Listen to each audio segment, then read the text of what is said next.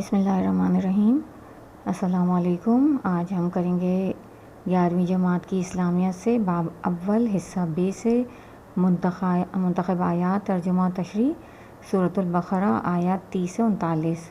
یہ سبق کا نام ہے۔ 30 سے 39 تک ہم پوری آیات کا ترجمہ تشریح نہیں کریں گے، صرف مشقی سوالات میں جو موجود آیات ہیں ان کا کریں گے، جو کہ 2 ہیں، کیونکہ صرف 50 نمبر کا پیپر ہوتا ہے، اس لیے سب آیات وغیرہ کرنے کی ضرورت نہیں ہے۔ اور انگلش میں جن بچوں کو کویشچن آنسر چاہیے تو ویڈیو کے بالکل آخری حصے میں موجود ہیں، تو وہاں سے وہ دیکھ سکتے ہیں۔ اور چلتے ہیں، سورۃ البقرہ کا رکوع 4 ہے اور تفصیلی جوابات دینے ہیں، تو آیات جو دی گئی ہیں 2، ان میں سے کسی ایک کا ترجمہ و تشریح کرنا ہے، لیکن ہم دونوں آیات کا ہی کریں گے۔ آیت نمبر 31 اور دوسری 34 ہے، 31 اور 34 آیت کا ترجمہ اور تشریح۔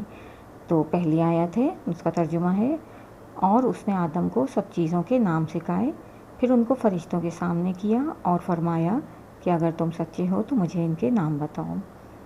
تو یہ اس سے پہلے والی آیت میں بتایا گیا تھا، جب اللہ تعالیٰ نے کہا فرشتوں سے کہ میں زمین پر ایک نائب بنانے والا ہوں، تو ان کو سمجھ نہیں آئی کہ کیوں، اس کی کیا ضرورت ہے، اور وہ بھی ایک ایسے لوگ جن کو مرضی ان کی آزاد دی گئی ہو، تو ان کا خیال تھا کہ ایسے لوگ تو زمین کو تباہ و برباد کر دیں گے۔ تو اس کی تشریح یہ ہے کہ اس آیت میں حضرت آدم علیہ السلام کی فضیلت کا بیان ہو رہا ہے۔ فرشتوں کی گفتگو کے بعد جس میں انہوں نے اللہ تعالیٰ سے سوال کیا تھا کہ آپ کسی ایسے شخص کو نائب کیوں بنانا چاہتے ہیں جو خرابیاں کرے اور خون بہاتا پھرے؟ اللہ تعالیٰ نے فرشتوں پر حضرت آدم علیہ السلام کی اہمیت کو ظاہر کرنے کے لیے ایک امتحان کا اہتمام کیا، اور حضرت آدم علیہ السلام کو تمام چیزوں کے نام کا علم عطا فرما کر فرشتوں کے سامنے پیش کیا اور حکم دیا کہ اگر تم سچے ہو اور اگر تمہارا خیال صحیح ہے کہ کسی نائب کے تقرر سے انتظام بگڑ جائے گا تو ان چیزوں کے نام بتاؤ۔ پہلے تو حضرت آدم علیہ السلام سے کہا نام بتاؤ، انہوں نے سب چیزوں کے نام بتا دیے، اور پھر فرشتوں سے کہا کہ دونوں کا یعنی ایک طرح سے ٹیسٹ لیا کہ کس کو پتہ ہے، ظاہر ہے ان کو علم دیا، حضرت آدم علیہ السلام کو انہوں نے بتا دیا، تو فرشتوں نے اپنی عاجزی کا اقرار کیا کہ ظاہر ہے ان کے پاس علم نہیں تھا، وہ صرف عبادت کرتے تھے۔ اس طرح اللہ تعالیٰ نے فرشتوں پر واضح کیا کہ زمین کی خلافت کے لیے صرف تسبیح و تقدیس یعنی عبادت ہی کافی نہیں، بلکہ علم بھی ضروری ہے، جو آدم کو عطا کیا گیا ہے، فرشتوں کو نہیں۔ اس طرح اللہ تعالیٰ نے عملی طور پر انہیں باور کرا دیا کہ جو کام اس نئی مخلوق سے لینا مقصود ہے وہ فرشتے انجام نہیں دے سکتے۔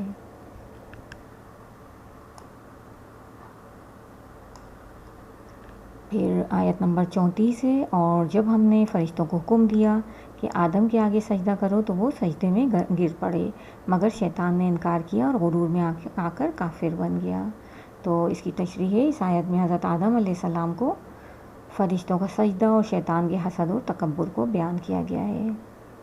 بے شک حسد اور تکبر وہ گناہ ہیں جن کا ارتکاب سب سے پہلے ابلیس نے کیا، یعنی شیطان نے کیا سب سے پہلے۔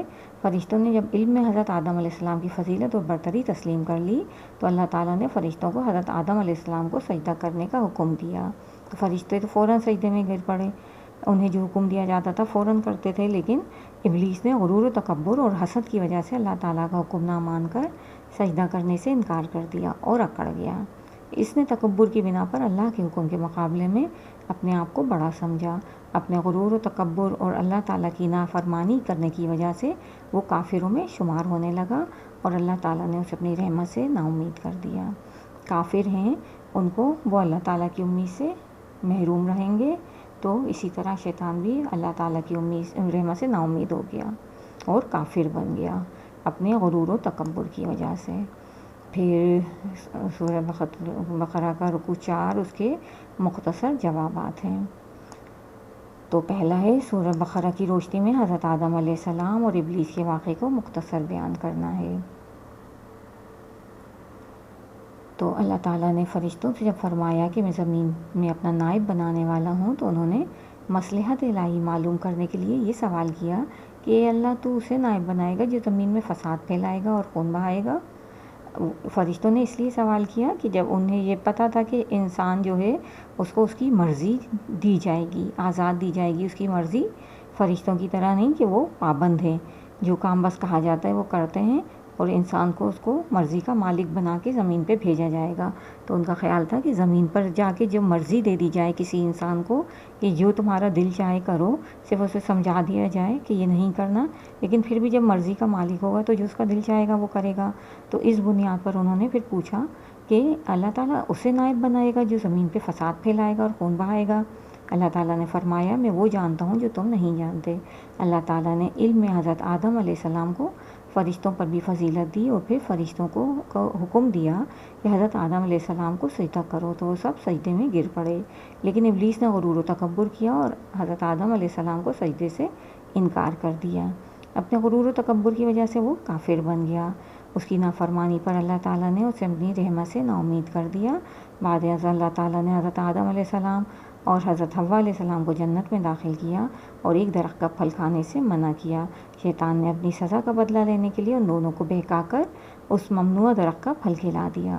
اللہ تعالیٰ نے اپنی نافرمانی پر انہیں جنت سے نکال کر زمین پر بھیج دیا اور فرمایا کہ ایک خاص وقت تک زمین تمہارا ٹھکانہ رہے گی اور تم ایک دوسرے کے دشمن رہو گے۔